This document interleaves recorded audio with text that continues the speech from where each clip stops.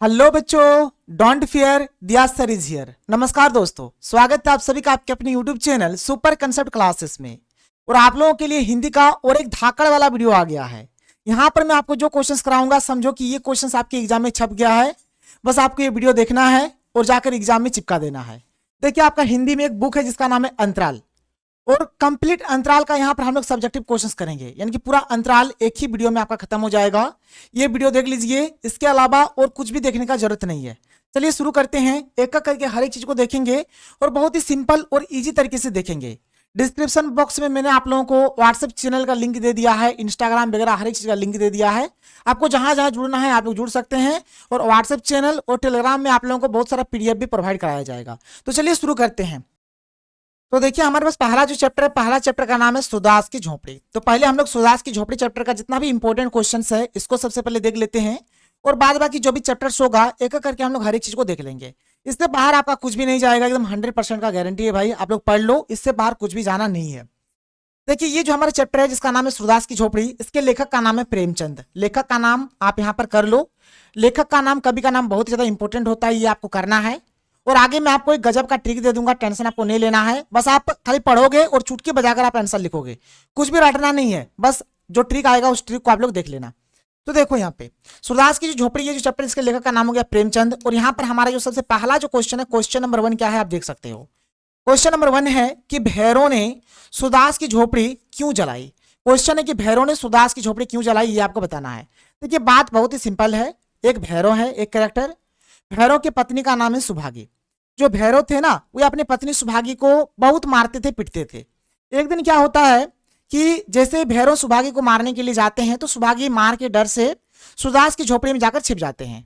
जैसे ही वहां पर छिपते हैं तो इनको शक हो जाता है, भैरव को शक हो जाता है सुदास और सुभागी के कैरेक्टर को लेकर। पूरे गांव में भी इस बात का चर्चा हो जाता है, पूरे गांव में भैरव का बदनामी हो जाता है। तो उसी दिन भैरव ठान लेते हैं कि मैं बदला लूंगा, मैं सूरदास को बर्बाद कर दूंगा। और फिर बाद में सूरदास की झोपड़ी जला देते हैं और बदला लेते हैं। वही चीज मैंने यहाँ पर लिखा है, आप देख सकते हैं कि भैरव सूरदास से बहुत नाराज था। जब भैरव तथा उसकी पत्नी सुभागी के बीच में लड़ाई हुई थी, तब सुभागी भैरव के मार के डर से सूरदास की झोपड़ी में छिप जाती है, जिससे भैरव को सूरदास और उसकी पत्नी सुभागी के चरित्र पर शक हो जाता है। पूरे गांव में भी इस बात की चर्चा होने लगती है और भैरव का पूरा बदनाम भी होता है। उसी दिन से भैरव सूरदास से बदला लेने की ठान लेते हैं। वह सूरदास को सबक सिखाना चाहता था। इस तरह उसने सूरदास की झोपड़ी में आग लगा दी और अपने अपमान का बदला ले लिया। तो कुछ इस प्रकार से ये चीज होता है भाई। कितना सिंपल है, आप देखो लैंग्वेज, देखो लैंग्वेज। एक बार पढ़ोगे आपके दिल और दिमाग और आपके खोपड़िया में घुसेगा, टेंशन मत लो। आगे देखो अगला क्वेश्चन। अगला क्वेश्चन है क्वेश्चन नंबर 2। यह फूस की राख न थी, उसकी अभिलाषाओं की राख थी। संदर्भ सहित विवेचन कीजिए। ये जो सेंटेंस है, इस सेंटेंस के बारे में आपको बताना है। देखो भाई, बात बहुत ही सिंपल है। इस चैप्टर में होता क्या है, सूरदास का जो झोपड़ी है ये जल जाता है। सूरदास को पता है कि ये जो झोपड़ी है भैरव ने ही जलाया है। सूरदास को यह भी पता है कि जो रुपयों की जो पोटली है ये भी भैरव ने ही चुराया है। लेकिन फिर भी सूरदास ये बोलते हैं कि मेरा पोटली भी जल गया और मेरा झोपड़ी भी जल गया। ये बोलते हैं कि झोपड़ी जल गया, इसका मुझे कोई दुख नहीं है, मैं झोपड़ी दोबारा से बना लूंगा। लेकिन मेरा जो पोटली जल गया, जिसमें 500 रुपये से अधिक पैसे थे, अब इसको मैं कहां से लाऊंगा। इसीलिए ये जो सेंटेंस है बोला गया है। आप देखो इसका आंसर क्या है।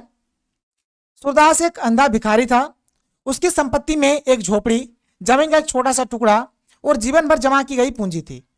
ये सब उसके जीवन के आधार थे। जमीन उसके किसी काम की नहीं थी, उस पर सारे गांव के जानवर चरा करते थे। सूरदास उसी में प्रसन्न था, सूरदास उसी में खुश था। झोपड़ी जल गई पर वह दोबारा भी बनाई जा सकती थी, लेकिन उस आग में उसकी जीवन भर की जमा पूंजी जलकर राख हो गई थी। उसे दोबारा इतनी जल्दी जमा कर पाना संभव नहीं था। उसमें 500 रुपये से अधिक पैसे थे। उस पूंजी से उसे बहुत सी अभिलाषाएं थी।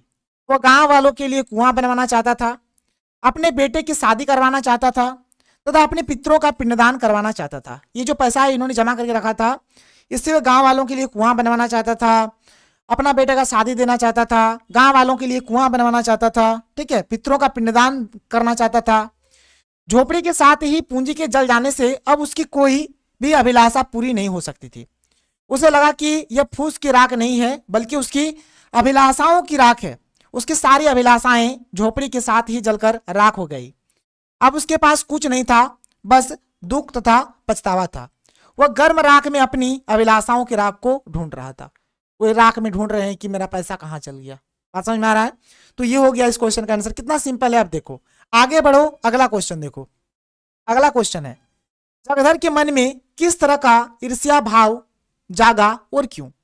होता क्या है भाई, देखो, जब भैरव क्या करते हैं, सूरदास की झोपड़ी से रुपया चुरा लेते हैं, तो बस यही कारण है जिससे क्या होता है, जगधर के मन में ईर्ष्या का भाव जागता है। देखो यहां पर आंसर लिखा हुआ है कि जगधर ने ही भैरव को सूरदास से बदला लेने के लिए उकसाया था।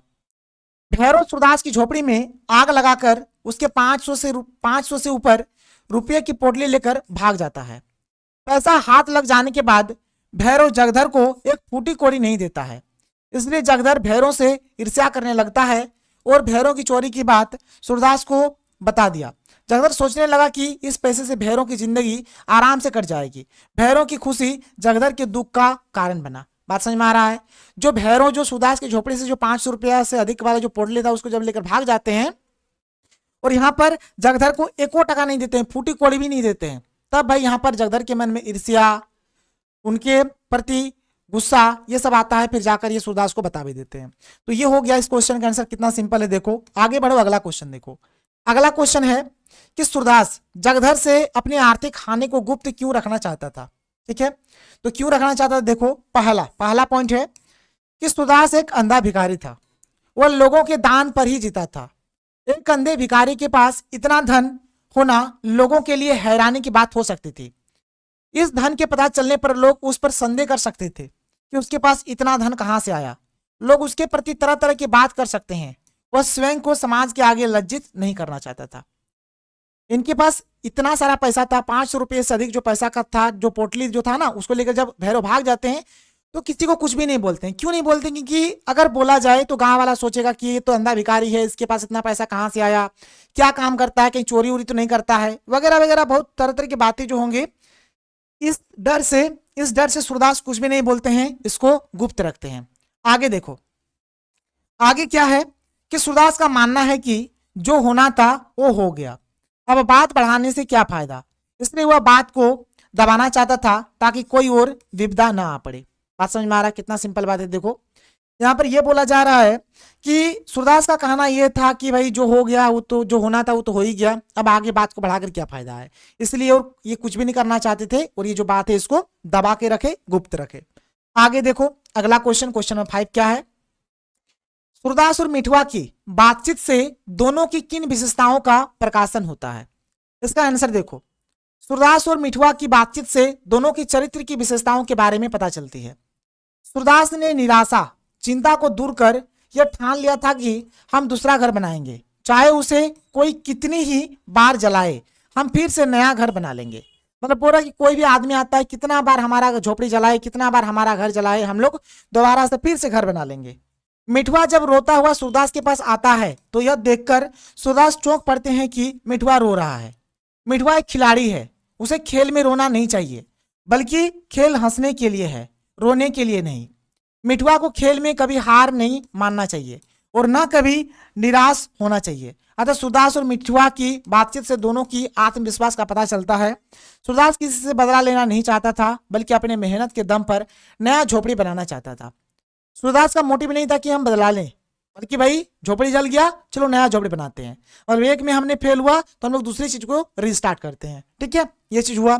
आगे देखो, आगे है, देखो अगला क्या है, तो हम 100 लाख बार बनाएंगे। इस कथन के संदर्भ में सूरदास के चरित्र का विवेचन कीजिए।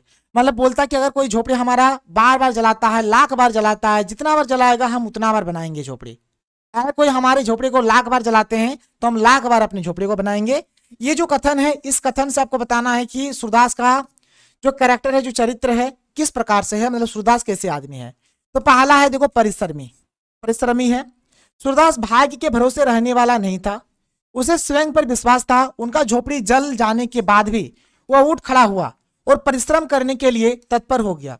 उसने यही संदेश मिठवा को भी दिया कि जितनी बार उसकी झोपड़ी जलेगी वह उतनी बार उसे दोबारा खड़ा कर देगा। ये परिश्रमी व्यक्ति है भाई, ये भाग्य के भरोसे रहने वाली नहीं है। आप लोग भी भाग्य के भरोसे मत रहो कि एग्जाम सेंटर में चोरी चलेगा। भाई अभी पढ़ लो, टाइम है। ठीक है, आगे देखो, बहादुर।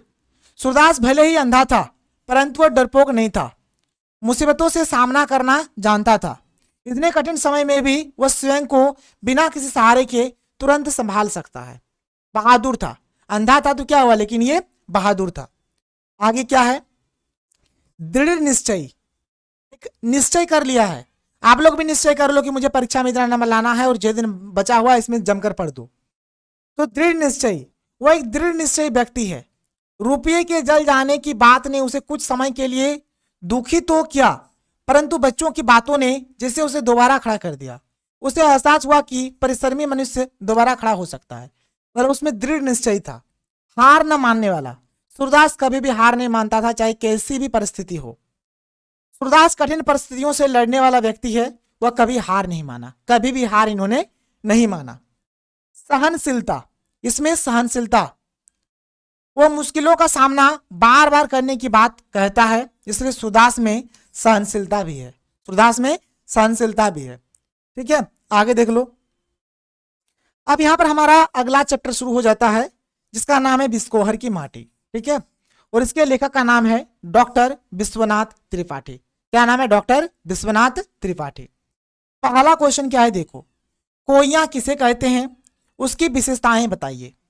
तो देखो भाई, कोइयां एक प्रकार का जल पुष्प है, मतलब जल में खिलने वाला एक प्रकार का पुष्प है, फूल है। यह पानी में उगता है, और ये कहाँ पे उगता है, पानी में। इसे कुमुद तथा कोकाबेली भी कहते हैं। देखो इसका और नाम है, कुमुद बोलो, कोकाबेली बोलो। लेखक के गांव, ये गांव है, ठीक है, थोड़ा मिसप्रिंट है, लेखक के गांव, ये गांव लिखना, ठीक है। लेखक के गांव में यह बहुत अधिक मात्रा में पाया जाता है। लेखक के गांव में ये जो कोइयां है बहुत ही अधिक मात्रा में पाया जाता है। इसको आप लोग देखो, आगे चलो। इसका विशेषता क्या क्या है, देखो, पहला है कि जहां भी पानी भर जाता है वहां कोइयां अपने आप ही उग जाता है। जहां भी पानी भरा वहां पे कोइयां उग जाता था। इसकी गंध अत्यंत मनमोहक थी, एट्रैक्टिव, एट्रैक्ट कर लेगा, आपका मन को मोह लेगा। कोइयां चांदनी की तरह दुधिया होते हैं, इनका जो कलर है चांदनी की तरह दुधिया। कोइयां देखने में बहुत ही सुंदर और आकर्षक होता है। कोइयां जो होता है देखने में बहुत ही सुंदर और आकर्षक होता है। इस चीज को देखो, आगे चलो, आगे देखो। अगला क्वेश्चन क्या है, बिस्कोहर की माटी के आधार पर ग्रामीण जीवन में आने वाली विपत्तियों का वर्णन कीजिए। ग्रामीण जीवन में क्या क्या विपत्तियां आती है इसके बारे में आपको लिखना है। देखो पहला क्या है, ग्रामीण क्षेत्रों में बरसात के दिनों में बहुत सारे घर गिर जाते हैं। बरसात के दिनों में ग्रामीण क्षेत्र का घर जो होता है मिट्टी का बना हुआ होता है, तो बहुत सारे घर क्या होते हैं, गिर जाते हैं। दूसरा, बरसात का पानी जहां तहां जमा हो जाता है जिसमें मच्छर पनपते हैं और हमें डेंगू मलेरिया का शिकार बनाते हैं। देखो बरसात का पानी गांव में क्या होता है, जहां तहां जमा हो जाता है, सही तरीके से साफ सफाई नहीं होता है, फिर वहां से मच्छर मक्खी ये सब पनपते हैं और हमें बीमार करते हैं। आगे देखो, ग्रामीण गर्मियों में लू का शिकार हो जाते हैं। जो ग्रामीण होते हैं इनका खाने पीने का जैसे सही नहीं होता है, किन्हीं का टाइम पे नहीं होता है, बाहर धूप में काम करना होता है, तो ये लोग लू का भी शिकार हो जाते हैं। ये बात यहाँ पर है। आगे क्या है, गांव में जहरीले सांप बिच्छुओं का डर लगा रहता है। आप गांव में देखना भाई, जहरीले सांप मिलेंगे, बिच्छू मिलेंगे। गांव में अंधविश्वास अधिक मात्रा में होता है जो ग्रामीण जीवन को विपत्ति में डालती है। गांव में अंधविश्वास जैसे डायन भूत प्रेत ये सब आपको देखने को मिलेगा। गांव में चेचक जैसी महामारी आम बात है। गांव में चेचक वगैरह होते रहते हैं, ये आम बात है। ग्रामीणों को प्राकृतिक आपदाएं जैसे कि बाढ़, सूखा इत्यादि का भी सामना करना पड़ता है। बहुत सारे ऐसे इलाके हैं, बहुत सारे ऐसे गांव है जहां पर बाढ़ सूखा होते रहता है, बाढ़ आते रहती है, तो ये सब चीज का यहाँ पर सामना करना होता है ग्रामीणों को। इसके बाद अगला क्वेश्चन क्या है, देखो कि बिस्कोहर की माटी शीर्षक पाठ में लेखक ने किन फूलों और फलों की चर्चा की है। तो देखो यहाँ पर कौन कौन से फूल और फल है। बिस्कोहर की माटी शीर्षक पाठ में लेखक ने कोइयां, नीम के फूल, बेर का फूल तथा फलों में आम, सिंघाड़े की चर्चा की है। भाई सिंघाड़ा क्या है, आप खाए हो ना, पानी फल, पानी फल, पानी फल को ही सिंघाड़ा बोला गया है। यहाँ पे पानी फल खाए हो, कोई सिंघाड़ा। तो ये सब चीज का जिक्र हुआ है, ये सब फल का, ये सब फूल का। ठीक है, आगे देखो, आगे है अगला क्वेश्चन, बच्चे का माँ का दूध पीना सिर्फ दूध पीना नहीं, माँ से बच्चे के सारे संबंधों का जीवन चरित्र होता है, टिप्पणी कीजिए। इसके बारे में आपको बताना है। तो देखो क्या है, बच्चे का अपनी माँ से बहुत गहरा संबंध होता है। जाहिर सी बात है, माँ और बेटे का रिलेशन, माँ और बेटे का जो प्यार होता है, दुनिया का सबसे ट्रू वाला प्यार, ट्रू वाला लव होता है। यह संबंध कोख में आने के साथ ही जुड़ जाता है। जब बच्चा माँ की कोख में आता है ना, तभी से ये रिलेशन जुड़ना शुरू हो जाता है। जब बच्चा जन्म लेता है तो माँ के दूध पर ही 6 महीने तक निर्भर रहता है। बच्चा का जब जन्म हुआ तो 6 महीने तक पहले रहा, फिर इसी दूध को वह आगे और 3 वर्षों तक और ग्रहण करता है। माँ अपने बच्चों को दूध पिलाते समय अपने आंचल के छांव में रखती है। इस तरह दोनों एक दूसरे के साथ जीवन के कई वर्ष बिताते हैं। माँ और बेटे कई वर्ष बिताते हैं। बच्चा माँ के साथ ही रोता है, हंसता है, खेलता है, खाता है, पीता है, बड़ा होता है। माँ ये सब देखकर बहुत खुश होती है। आप देखना, जैसे किन्हीं का घर में बच्चा है, छोटा बच्चा है, बच्चा कितना भी शरारत करे, छोटा सा भी अगर कोई अच्छा काम कर देता है ना, तो बोलेगा मेरा बेटा ने ये कर दिया, मेरा बेटी ने ये कर दिया। तो जो भी हो ना भाई, ये जो खुशी है ये एक माँ को ही मिलती है। ठीक है, आगे देखो। माँ अपने बच्चों पर अपनी ममता लुटाती है। बच्चा माँ के आंचल में दूध पीता हुआ अपनी माँ के स्पर्श तथा गर्माहट को महसूस करती है। माँ बच्चे के लिए उसका पोषण करने वाली मित्र तथा एक स्त्री होती है। बच्चा गोद में कभी रोता है, कभी हंसता है, कभी वो माँ से चिपकता है तो कभी पैर आदि मारता है। धीरे धीरे बच्चे का विकास होता है, लेकिन फिर भी वह माँ का स्नेह पाता रहता है। यह स्नेह उसे आजीवन मिलता है। एक बात तो भाई फिक्स है, भले ही बच्चा माँ को भूल जाए, लेकिन माँ अपने बच्चे को कभी नहीं भूलते हैं। और अभी के टाइम का ट्रेंडिंग, बहुत सारे ऐसे फैमिली है, बहुत सारे ऐसे बच्चे हैं जो अपने माँ बाप को वृद्धाश्रम भेज देते हैं, लेकिन माँ जो है हमेशा पूरा लाइफ टाइम अपने बच्चों से प्यार करते हैं। पूरा लाइफ टाइम उनको फिक्र होता है। इसके बाद आगे देखो, आगे क्या है। आगे है कि विश्वनाथ पर क्या अत्याचार हो गया। ठीक है, तो विश्वनाथ पर निम्नलिखित अत्याचार हुआ। देखो पहला पॉइंट क्या है। विश्वनाथ अभी थोड़े ही बड़े हुए थे कि उनके छोटे भाई ने जन्म ले लिया। अब माँ छोटे भाई को दूध पिलाने लग गई और विश्वनाथ का दूध पीना बंद हो गया। छोटा भाई माँ का पौष्टिक दूध पीता और विश्वनाथ गाय का बेस्वाद दूध पीता। देखो बात क्या है, विश्वनाथ अभी थोड़े ही बड़े हुए थे, फिर इसका क्या होता है, एक छोटे भाई इसके घर में आ जाते हैं कि एक छोटे भाई का जन्म हो जाता है। जैसे ही छोटे भाई आया तो विश्वनाथ का दूध पीना बंद हो गया। अब यहाँ पर विश्वनाथ बोलते हैं कि माँ का जो पौष्टिक दूध है ये छोटे भाई को मिलता है और मुझे गाय का बेस्वाद दूध मिलता है। तो ये बात हो गया। आगे देखो, छोटे भाई के जन्म लेने के बाद विश्वनाथ का माँ का दूध पीना बंद हो गया था। साथ ही उन्हें पालन पोषण के लिए दाई को सौंप दिया गया, मतलब एक दाई इसका पालन पोषण करने लगे। वह उनको जमीन पर एक बिछोने पर लेटा देती। माँ का दूध छूटना और दाई द्वारा पालन पोषण विश्वनाथ को अत्याचार लगता है। मतलब ये जो दाई द्वारा पालन पोषण, माँ का दूध छूटना, ये सब विश्वनाथ को क्या लगता है, एक अत्याचार लगता है। तो ये हो जाएगा इस क्वेश्चन का आंसर। आगे देखो, आगे है क्वेश्चन नंबर 6। क्या है कि गर्मी और लू से बचने के उपायों का विवरण दीजिए। क्या आप भी उन उपायों से परिचित है? तो देखो, गर्मी और लू से बचने के उपाय निम्न प्रकार से है जो पाठ में दिया गया है। पहला क्या है कि प्याज द्वारा इलाज। इस पाठ में बोला गया है कि लेखक की माँ लेखक को गर्मी और लू से बचाने के लिए उसकी धोती या कमीज पर प्याज बांध देते थे। प्याज खाने से लू यहाँ पर दूर होता है। और ये सही है भाई, हम लोग भी प्याज खाते हैं गर्मी के दिनों में। चावल जो खाते हैं ना, भात जो खाते हैं, उसमें पानी दे के शाम के टाइम बड़ी खाते हैं, बड़ी मजा आता है। ठीक है, बासी भात में भी प्याज दे के खाते हैं। आम द्वारा इलाज। लेखक की माँ लेखक को गर्मी और लू से बचने के लिए आम का शरबत पिलाती थी, शरीर में आम का लेप लगा देती थी और आम को भूनकर या उबालकर उसके सिर को धोती थी। मतलब आम, और जाहिर सी बात है भाई हम लोग भी प्याज का यूज करते हैं और आम का यूज करते हैं। ठीक है, तो ये सब पाठ में जो दिया गया है इसको हमने यहाँ पर लिख दिया है। आगे देखो, अगला क्वेश्चन क्या है। लेखक विश्वनाथ ने किन आधारों पर अपनी माँ की तुलना बतख से की है। लेखक यहाँ पर है ना, यहाँ पर क्या करते हैं, अपनी माँ की जो तुलना है बतख से करते हैं। यानी देखो, बतख भी अपने बच्चों, भाई कोई भी सिर्फ बतख का ही बात नहीं हो रहा है। दुनिया में कोई सा भी आप बात कर लो, कोई सा भी प्राणी है जिसमें जीवन है, जो बच्चा जन्म देते हैं, ठीक है, वो अपने बच्चों का देखभाल पक्का करते हैं। पक्का करेंगे भाई, माँ है, दर्द सबको होता है। वही बात यहाँ पर बोला गया। देखो पहला क्या है, लेखक के अनुसार जब बतख अंडा देने वाली होती है, तो वह पानी छोड़कर जमीन पर आ जाती है। फिर अंडे देकर बतख उस अंडे को पंखों में छिपाए रखती है। वह अपने अंडों को बहुत ही सतर्कता से फोड़ती है। इसी प्रकार माँ भी अपने बच्चों की देखभाल बड़ी सतर्कता से करती है और अपने बच्चों को संकटों से बचाती है। बतख क्या करते हैं भाई, वो जैसे पानी में रहते हैं, जैसे उनको अंडा देना होता है वो पानी से बाहर आ जाते हैं। पानी से बाहर आते हैं, अंडा देते हैं और अपने अंडों को एकदम अच्छे तरीके से भाई उनका देखभाल करते हैं, पंखों में छिपा कर रखते हैं और जब फोड़ने का टाइम आता है बहुत ही सावधानी पूर्वक, बहुत ही सतर्कता से फोड़ते हैं। वो चीज बोला गया है। लेखक ने माँ और बतख दोनों को ममतामयी बताया है क्योंकि ये दोनों अपने बच्चों पर ममता लुटाती है। ये दोनों ममतामयी है, माँ भी और बतख भी, क्योंकि दोनों क्या करते हैं, अपने बच्चों पर ममता लुटाती है। माँ अपने बच्चों को आंचल में छिपाकर दूध पिलाती है, ठीक उसी प्रकार बतख भी अपने बच्चों को पंजों में छिपाकर रखती है। माँ क्या करती है, आंचल में छिपाकर अपने बच्चों को दूध पिलाती है, तो बतख भी यहाँ पर अपने अंडों को पंखों में छिपाकर रखते हैं। इसलिए देखो तुलना यहाँ पर माँ की जो तुलना है बतख से की गई है। आगे क्या है देखो, आगे है हमारा फूल केवल गंध ही नहीं देते, दवा भी करते हैं। कैसे, देखो इसका उत्तर, फूल केवल गंध ही नहीं देते, दवा का काम भी करते हैं। लेखक के गांव में अनेक रोगों का उपचार फूलों के द्वारा किया जाता है, जो निम्न प्रकार से है। जो निम्न प्रकार से है देखो, पहला, नीम के फूल और पत्तों का उपयोग चेचक बीमारी दूर करने के लिए किया जाता है। आप देखे होंगे अगर घर में किसी का चेचक हुआ है, हम लोग जैसे आम भाषा में बोलते हैं मायर खेला, ठीक है, मायर खेला बोला जाता है, शीतला माँ बोला जाता है, ठीक है। तो ये सब जो चीज होता है, इसका जो हम लोग इसका जो इलाज करते हैं किसके द्वारा करते हैं, नीम का जो फूल है और जो पत्ता है इससे किया जाता है।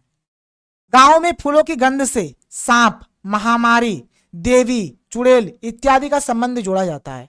जाहिर सी बात है। और आप देखना बोला जाता है बहुत सारे ऐसे फूल है, बोला जाए इस फूल का सेंट से ही सांप आएगा। बहुत सारा ऐसा फूल है, बोलेगा इस फूल का सेंट से भूत भाग जाएगा। बहुत सारे ऐसे फूल है जिसका पूजा हम लोग इस देवी के लिए करेंगे, इस देवता के लिए करेंगे। तो इस प्रकार का एक अवधारणा, एक संबंध बनाया गया है। लेखक के गांव के बहुत सारे फूलों का उपयोग लू के उपचार में किया जाता है। बहुत सारे ऐसे फूल है जिसका उपयोग लू के उपचार में होता है। बेर के फूल को सूंघने से ततैया का डंक झड़ जाता है। ततैया मान के चलो किसी को डंक मार दिया तो उसका डंक बेर के फूल से झड़ जाएगा, ठीक है, उसको सूंघने से। आगे देखो, आगे है हमारा बिस्कोहर की माटी के लेखक माँ की ममता का वर्णन किस प्रकार करते हैं। देखो यहाँ पर क्या है, पहला, माँ अपने बच्चों को अपने आंचल के छांव में रखती है। दूसरा, माँ अपने बच्चे का देखभाल करती है, उसको खिलाती है, पिलाती है और बड़ा करती है। तीसरा, माँ अपने बच्चों पर अपनी ममता लुटाती है। चौथा, माँ अपने बच्चे को दूध पिलाती है। पांचवा, माँ अपने बच्चों पर आने वाले संकटों के प्रति सतर्क रहती है। अगला क्या है कि जब बच्चा माँ के कोख में रहता है तब से ही माँ सतर्कता बरतती है। जाहिर सी बात है भाई, जब बच्चा पेट में आ जाती है, जब माँ प्रेगनेंसी में होती है, तो अभी से ये नहीं खाना है, ये नहीं करना है, रात में नहीं जागना है, रात में जल्दी सोना है, कई प्रकार के कई चीजों का ध्यान रखती है, ठीक है। इसको देखो। इसके बाद आप आगे देखो, अगला हमारा चैप्टर है जिसका नाम है अपना मालवा खाओ उजाड़ू सभ्यता में, और इसके लेखक का नाम है प्रभास जोशी। क्या नाम है लेखक का? नाम है भाई प्रभास जोशी। अब इस चैप्टर में जितने भी क्वेश्चन है देखते हैं, यही हमारा लास्ट चैप्टर है। फिर ये जो हमारा अंतराल है ये खत्म होगा, फिर हम लोग अंतरा में जाएंगे और अंतरा के क्वेश्चंस को भी करेंगे। चलो आते हैं और एक एक करके देखते हैं। देखो भाई यहाँ पर क्या है क्या नहीं है, दिख रहा है सब कुछ आपको? सब कुछ दिख रहा है। चलो पहला क्वेश्चन क्या है कि अब मालवा में वैसा पानी नहीं गिरता जैसा गिरा करता था, उसके क्या कारण है? और ये one of the most very very important question है। देखो क्या है क्या नहीं है। इसका आंसर पहला होगा कि मालवा में उद्योगों का तेजी से विकास हुआ। उद्योग पर्यावरण को बहुत ही अधिक मात्रा में प्रदूषित करते हैं। उद्योगों से जल प्रदूषण, वायु प्रदूषण, मृदा प्रदूषण इत्यादि हो रहा है। इससे पर्यावरण का संतुलन बिगड़ गया और अब मालवा में वैसा पानी नहीं गिरता जैसा गिरा करता था। यानी मालवा में बहुत ही तेजी से फैक्ट्री, उद्योग वगैरह लगाए गए। और भाई आपको पता है कि जो फैक्ट्री, जो उद्योग होते हैं, वहां से वायुमंडल में हर एक प्रकार का प्रदूषण फैलता है, चाहे जल प्रदूषण हो, वायु प्रदूषण हो, ध्वनि प्रदूषण हो, मृदा प्रदूषण हो, हर एक प्रकार का प्रदूषण, जिससे क्या हुआ पर्यावरण का संतुलन बिगड़ गया। और मालवा में पहले जिस प्रकार का पानी पड़ता था अब वैसा पानी नहीं पड़ रहा है, वही चीज यहाँ पर बोला गया है। आगे देखो, मालवा में पेड़ पौधों को अंधाधुंध काटा गया जिससे वहां यह समस्या पैदा हुआ। पेड़ पौधे भी एकदम अंधाधुंध कटे गए, वहां से फैक्ट्रियां लगाई गई जिसके चलते ये प्रॉब्लम्स वहां पे हुआ। उद्योग के कारण वायुमंडल में कार्बन डाइऑक्साइड गैस की मात्रा बढ़ रही है या गर्म होती है, जिसके कारण वायुमंडल और ओजोन परत को नुकसान पहुंच रहा है। क्या हो रहा है? देखो उद्योग के कारण वायुमंडल में कार्बन डाइऑक्साइड गैस की मात्रा बढ़ रही है, इससे क्या हो रहा है? और ये गर्म होती है, जिसके कारण वायुमंडल ओजोन परत को नुकसान हो रहा है और सही समय पे सही ढंग से वर्षा नहीं हो रही है। इसके बाद अगला क्वेश्चन क्या है? देखो कि मालवा में विक्रमादित्य, भोज और मुंज रिनेसां के बहुत पहले हो गए। पानी के रखरखाव के लिए उन्होंने उन्होंने क्या क्या प्रबंध किए थे। तो पानी के रखरखाव के लिए इन्होंने क्या प्रबंध करा है, इसके बारे में हमें बताना है। तो देखो, पहला, मालवा के विक्रमादित्य, भोज और मूंज आदि राजा इस बात से परिचित थे कि इस पठारी क्षेत्र में पानी को रोक कर रखना अति आवश्यक है, इसलिए उन्होंने तालाब, कुएं, बावड़ियों का निर्माण करवाया। बावड़ी माने होता है सीढ़ीदार तालाब। तो ये सब चीज का इन्होंने पहले ही निर्माण करवा दिया था, क्योंकि भाई उनको पता था कि यहाँ पर पानी अगर इकट्ठा करके नहीं रखेंगे तो बहुत ज्यादा प्रॉब्लम्स हो जाएगा, इसीलिए। आगे देखो, इन राजाओं ने तालाब, कुएं और बावड़ियों का निर्माण करवाया। इस तरह हुआ बरसात का पानी जमा करके रख सकते थे। मालवा के लोग साल भर इसी पानी का उपयोग करते थे और मालवा के लोगों को पानी के लिए तरसना नहीं पड़ता था। बात समझ में आ रहा है? मतलब जो राजा थे, मालवा के जो राजा थे, विक्रमादित्य, भोज, मूंज, ठीक है, ये सब क्या इन्होंने लोगों ने क्या क्या पानी को इकट्ठा करना उचित समझा, इसलिए इन्होंने तालाब, कुएं, बावड़ी ये सब का निर्माण कराया, जिससे पानी एकदम पूरा साल भर वहां पर मिलते रहता था, पानी का कमी उन लोगों को नहीं होता था। इसके बाद क्या है, अगला क्वेश्चन है कि अपना मालवा खाओ उजाड़ी सभ्यता में शीर्षक का आशय स्पष्ट कीजिए। देखिए क्या है इसका आंसर होगा, मैंने इसका जो टाइटल ये जो रखा गया है इसके बारे में आपको बताना कि अपना मालवा खाओ उजाड़ू सभ्यता, इसका मतलब क्या है। देखो, अपना मालवा खाओ उजाड़ू सभ्यता शीर्षक से आशय है कि हमने विकास के नाम पर पृथ्वी, जीव जंतु, पेड़ पौधे, नदियां, पहाड़ों इत्यादियों को उजाड़ दिया है। जाहिर सी बात है भाई, विकास के नाम पर हम लोग अपने पूरे वातावरण को, पूरे पर्यावरण को उजाड़ दिया है। उद्योग के नाम पर पेड़ पौधों को अंधाधुंध काटा जा रहा है, जिससे पर्यावरण का संतुलन बिगड़ रहा है और धरती का वातावरण गर्म हो रहा है। आजकल ना तो समय पर वर्षा होती है और न ही समय पर सर्दी गर्मी लगती है। इस विकास ने वायु प्रदूषण, जल प्रदूषण, मृदा प्रदूषण को जन्म दिया है, जिससे पूरा पर्यावरण प्रदूषित हो गया है। पूरा पर्यावरण यहाँ पर हमारा प्रदूषित हो गई है। पृथ्वी का विनाश हो रहा है, सब कुछ उजड़ रहा है, इसलिए लेखक ने इसे उजाड़ की सभ्यता कहा। मालवा भी इस उजाड़ की सभ्यता से नहीं बच सका। मालवा में किसी भी चीज की कमी नहीं थी, परंतु इस सभ्यता से सब कुछ उजड़ गया, इसलिए इस पाठ का शीर्षक अपना मालवा खाओ उजाड़ू सभ्यता रखा गया। क्यों रखा गया अपना मालवा खाओ उजाड़ू सभ्यता, आपको पता चल गया इन्हीं कारणों से, क्योंकि भाई विकास के नाम पर हमने हर एक चीज को उजाड़ दिया है, हम लोगों ने अपने पर्यावरण, अपने वातावरण को उजाड़ दिया है, इसलिए इसका नाम रखा गया है अपना मालवा खाओ उजाड़ू सभ्यता में। ठीक है, आगे देखो, आगे क्या है, अगला क्वेश्चन है कि धरती का वातावरण गर्म हो रहा है, इससे यूरोप और अमेरिका की क्या भूमिका है, टिप्पणी कीजिए। देखो भाई, यूरोप और अमेरिका जो है ना, इन्हीं देशों में सबसे ज्यादा फैक्ट्री है, जिसके चलते पूरा जो संसार, पूरा जो वर्ल्ड है, पूरा जो दुनिया है, जिसका वातावरण गर्म हो रहा है। देखो, धरती का वातावरण गर्म होने का कारण देखो, पहला है कि पेड़ों की अंधाधुंध कटाई, दूसरा प्रतिदिन नए नए उद्योगों की स्थापना, तीसरा उद्योगों से वायुमंडल में कार्बन डाइऑक्साइड तथा अन्य गैसें बहुत ही तेजी से फैल रही है और धरती का वातावरण गर्म हो रहा है। तो ये इन्हीं कारणों से क्या हो रहा है, धरती का वातावरण गर्म हो रहा है। अगर हम लोग आगे देखें, अगर बात करें यूरोप और अमेरिका की भूमिका, तो क्या रोल है। देखो, उद्योगों का सबसे अधिक विकास यूरोप और अमेरिका में हुआ है। यूरोप और अमेरिका में सबसे ज्यादा फैक्ट्री उद्योग है। यूरोप और अमेरिका प्रतिदिन वातावरण में अनेक हानिकारक गैसें फैला रही है, जिससे पर्यावरण का संतुलन बिगड़ रहा है और धरती का वातावरण गर्म हो रहा है। इससे पूरी दुनिया प्रभावित हो रही है। कोई ऐसा नहीं है कि अमेरिका और यूरोप में फैक्ट्री है तो केवल अमेरिका और यूरोप को भी नुकसान हो रहा है, नहीं, पूरे दुनिया को नुकसान हो रहा है इससे। ये देश इन्हें रोकने को भी तैयार नहीं है। इस प्रकार धरती का वातावरण गर्म होने में यूरोप और अमेरिका की प्रमुख भूमिका है। आप देख लो, धरती का जो वातावरण गर्म हो रहा है, इसमें यूरोप और अमेरिका का बहुत बड़ा हाथ है, इसी के चलते ये सब चीज हो रहा है। आगे देखो, अगला है यहाँ पे कि लेखक ने नर्मदा नदी की स्थिति का वर्णन किस प्रकार किया। नर्मदा नदी का वर्णन किस प्रकार से किया गया है, तो देखो, पहला है, लेखक कहता है कि नर्मदा नदी पर बांध का निर्माण हो रहा है, इस कारण वह पीड़ित है। किसी स्थान पर उसका तल स्पष्ट दिखाई देता है तो कहीं उसकी गहराई का अंदाजा लगाना भी मुश्किल है। मतलब कहीं कहीं पर तो पानी इतना अधिक मात्रा में है कि आप पता भी नहीं लगा पाओगे कि कितना गहरा है, और कहीं कहीं पर उसका तल दिख रहा है, मतलब कहीं कहीं पर पानी बहुत ही कम मात्रा में है।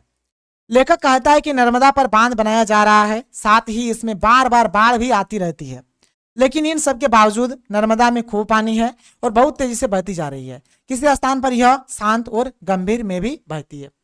आगे देखो, नर्मदा नदी पर सीमेंट कंक्रीट का एक विशाल राक्षसी बांध बनाया जा रहा था, जिससे बहुत सारी जलीय जीव मरने वाले थे, इसलिए इस बांध का नाम क्या बोला गया, राक्षसी बांध इसको बोला गया, क्योंकि बांध बनाया जाएगा तो बहुत सारे जीव जंतु मारे जाएंगे। ठीक है, इसको देखो आगे, देखो क्या है अगला क्वेश्चन, क्वेश्चन नंबर 6। मालवा में जब सब जगह बरसात की झड़ी लगती रहती है तब मालवा के जनजीवन पर इसका क्या प्रभाव पड़ता है। देखो भाई, अगर कोई भी गांव है, कोई भी जगह है, अगर वहां पर बहुत ही अच्छे तरीके से पानी पड़े तो क्या होगा वहां पे, तो देखो क्या क्या होगा। मालवा में जब सब जगह बरसात की झड़ी लगती रहती है तब मालवा के जनजीवन पर इसका निम्नलिखित प्रभाव पड़ता है। पहला कि मालवा में स्थित नदी नाले पानी से भर जाते हैं, जो भी नदी नाले तालाब जो भी रहेंगे ये पानी से क्या होंगे, भर जाएंगे। बरसात का पानी घरों में भी घुस जाता है। ठीक है, ऐसे लिखना घुस, ठीक है, ये घुस अलग चीज हो गया, ये घुस अलग हो गया। ठीक है, ये घुस खाने वाला घुस है और ये हो गया ऐसा घुस, मतलब घुस जाना ऐसा, थोड़ा मिसप्रिंट था, इसको सुधार लेना, ऐसा घुस आप लिखना। ठीक है, घुस जाता है। बरसात के कारण मालवा में एक स्थान से दूसरे स्थान तक आने जाने में बहुत समस्या होती है। एक स्थान से दूसरे स्थान तक आने जाने में भी क्या होती है, बहुत ज्यादा समस्या होती है। कुछ फसलें पानी के कारण गल जाती है, परंतु आगे के फसलों के लिए पर्याप्त मात्रा में सिंचाई का पानी जमा हो जाता है। देखो बहुत सारे ऐसे फसल है जो अधिक वर्षा के कारण गल जाते हैं, खत्म हो जाते हैं, लेकिन फिर आगे जो भी हमें फसल रोपना है सिंचाई के लिए हमें भरपूर मात्रा में पानी मिलता है। कुआं, तालाब, बावड़ियों इत्यादि सभी पानी से भर जाते हैं। जो भी कुआं है, तालाब है, बावड़ियां है, सब पानी से क्या होते हैं, भर जाते हैं। इसके बाद देखो हमारा अगला क्वेश्चन क्या है, हमारी आज की सभ्यता इन नदियों को अपने गंदे पानी के नाले बना रही है, क्यों और कैसे। देखो इसका उत्तर, वर्तमान समय में मनुष्य बहुत ही तेजी से विकास कर रहा है, पेड़ पौधों की अंधाधुंध कटाई की जा रही है, प्रतिदिन नए नए उद्योग लगाए जा रहे हैं, जिससे प्रदूषण फैल रहा है और पर्यावरण का संतुलन बिगड़ रहा है। वर्तमान समय में जल प्रदूषण आम बात है। नदियों में शहरों का गंदा पानी बहा दिया जाता है, साथ ही उद्योगों का जहरीला पदार्थ भी इसमें डाल दिया जाता है, जिससे नदियों का पूरा पानी बेकार होता जा रहा है और पानी पीने योग्य नहीं रहा और पानी में रहने वाले जीव जंतु खत्म हो रहे हैं। अतः हमारी आज की सभ्यता इन नदियों को अपने गंदे पानी के नाले बना रही है। यमुना नदी तो नाले में बदल ही चुकी है। जितना भी कूड़ा कचरा जो भी है सब नदियों में बहा दिया जा रहा है, जिससे नदी क्या हो रहा है भाई, नाले का रूप ले रहा है, नाला बन जा रहा है। ठीक है, इसको आप लिख देना। आगे देखो आगे क्या है, हमारे आज के इंजीनियर ऐसा क्यों समझते हैं कि वह पानी का प्रबंध जानते हैं और पहले जमाने के लोग कुछ नहीं जानते थे। देखो इसका आंसर क्या होगा, हमारे आज के इंजीनियर अज्ञानतावश ऐसे समझते हैं कि वह पानी का प्रबंध जानते हैं और पहले जमाने के लोग कुछ नहीं जानते थे। उन्हें पता नहीं है कि पहले ऐसे ऐसे राजा हुए जिन्होंने बरसात के पानी को जमा करने के लिए बड़े बड़े तालाब और बावड़ियों का निर्माण करवाया। ये मतलब अज्ञानतावश बोल रहे हैं, जो भी मतलब ये अज्ञान की कमी से, नॉलेज की कमी से लोग बोल रहे हैं कि पहले जो राजा महाराजा जो लोग थे उनको पता नहीं था। भाई पहले भी पता था, उन लोगों ने भी तालाब बावड़ियों का निर्माण किया था। हाँ अभी कुछ मॉडर्न तरीके से हो रहा है, पहले कुछ मॉडर्न तरीके से नहीं था, बस हम इस चीज को बोल सकते हैं। आगे देखो, हमारे आज के इंजीनियर यह मानते हैं कि इस प्रकार के कार्य करने का ज्ञान उन्हीं के पास है, पहले के लोगों को यह ज्ञान न था। वे अपने ज्ञान का अतिरिक्त प्रदर्शन करने के लिए ऐसा सोचते हैं, वे सोचते हैं कि हम अपना ज्ञान का अत्यधिक प्रदर्शन करें, इसीलिए वे ऐसा बोलते हैं। आगे देखो आगे क्या है, ये हमारा लास्ट क्वेश्चन है। ठीक है, अंतराल फिर आपका खत्म हो जाएगा। देखो क्या है, लेखक को क्यों लगता है कि हम जिसे विकास की औद्योगिक सभ्यता कहते हैं वो उजाड़ की अब सभ्यता है। आप क्या समझते हैं, आप क्या मानते हैं। अभी जो ऊपर में बताया गया बस वही सब चीज आपको लिख देना है। हम लेखक किस कथन से बिल्कुल सहमत है, ऐसी औद्योगिक सभ्यता जिसने विकास के नाम पर प्रदूषण, प्रकृति से खिलवाड़, पृथ्वी का विनाश ही क्या है, इसे उजाड़ की अब सभ्यता ही कहा जाता है। यह विकास और प्रगति के नाम पर विनाश की ओर ले जा रहा है। भाई कुछ भी नहीं हुआ है, विकास के नाम पर यहाँ पर हर एक चीज का दोहन हुआ है, पर्यावरण, वातावरण सब कुछ उजड़ गया है। मनुष्य ने अपनी उत्पत्ति के साथ ही पृथ्वी का विनाश करना शुरू कर दिया, परंतु तब विनाश की प्रक्रिया बहुत ही धीमी थी, लेकिन अब बहुत।